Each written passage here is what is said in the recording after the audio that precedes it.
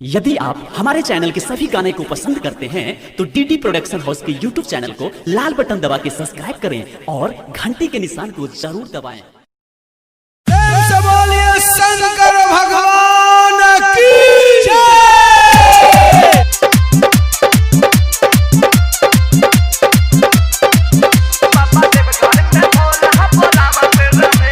Ganpati recording studio Hajipur.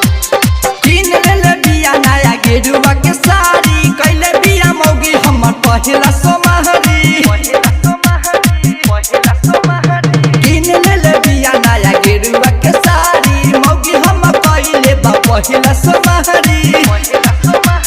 Bhola बाबा के करी दर्शनमा, भोला बाबा के करी दर्शनमा, कन्हवा पकावन उठावत रहे बाबा देव घर में भोला बोलावत रहे। बाबा देव घर में भोला बोलावत रहे। बाबा देव घर में भोला बोलावत रहे। बाबा देव घर में भोला बोलावत रहे। बाबा देव घर में भोला बोलावत रहे। बाबा देव घर में भोला बोलावत रहे। चंदन सलहा चंदन सलहा चंदन सलहा चंदन सलहा। बाबा देव घर में भोला बोलावत रहे।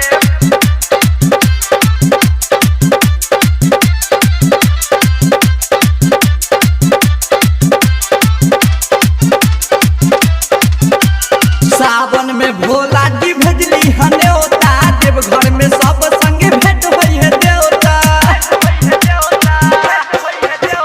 सावन में भोला जी भेजली हनेओता, देव घर में सब संगे भेंट होई है देवता। अब तो बम बम के नारा लगावत रहे, लगावत रहे, लगावत रहे। बाबा देव घर में भोला बोलावत रहे। बाबा देव घर में भोला बोलावत रहे। बाबा देव घर में भोला बोलावत रहे। बाबा देव घर में भोला बोलावत रहे। बाबा देव घर में भोला बोलावत रहे। बाबा देव घर में भोला बोलावत रहे। राइट नीतीश राणा बानी पगड़िया, संगहू में डाले बाबा फेरी है नजरिया। राइट नीतीश राणा बानी पगड़िया, संगहू में डाले बाबा फेरी है नजरिया। मौसमी शुक्ला के संग जल ढारत रहे, ढारत रहे, ढारत रहे। बाबा देव घर में भोला बोलावत रहे। बाबा देव घर में भोला बोलावत